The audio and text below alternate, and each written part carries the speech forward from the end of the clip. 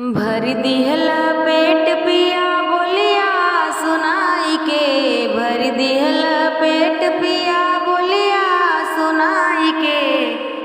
चली जबै नैहर बिरनवा बोलाई के, चली जबै नैहर बिरनवा बोलाई के, चली जबै नैहर। का करही सास और का करही ससुर, का करही सास और का करही ससुर, का करही गौआ के लोग समझाई के, का करही गौआ के लोग समझाई के। चली जबै नैहर बिरनवा बोलाई के, चली जबै नैहर बिरनवा बोलाई के।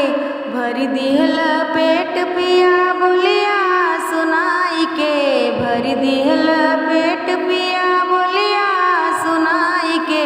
चली जबै नैहर बिरनवा बोलाई के, चली जबै नैहर।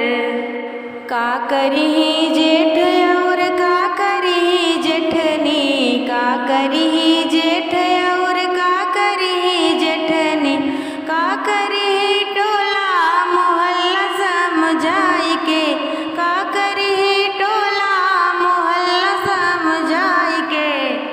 चली जबै नैहर बिरनवा बोलाई के, चली जबै नैहर। भर दिहला पेट पिया बोलिया सुनाई के, भर दिहला पेट पिया बोलिया सुनाई के। चली जबै नैहर बिरनवा बोलाई के, चली जबै नैहर।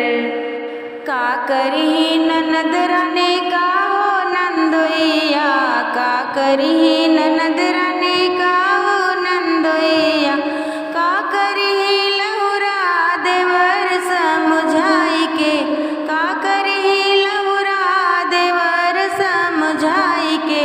चली जबै नैहर, चली जबै नैहर बिरनवा बोलाई के, चली जबै नैहर।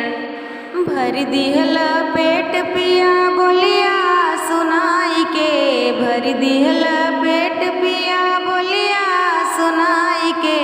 चली जबै नैहर बिरनवा बोलाई के, चली जबै नैहर बिरनवा बोलाई के, चली जबै नैहर।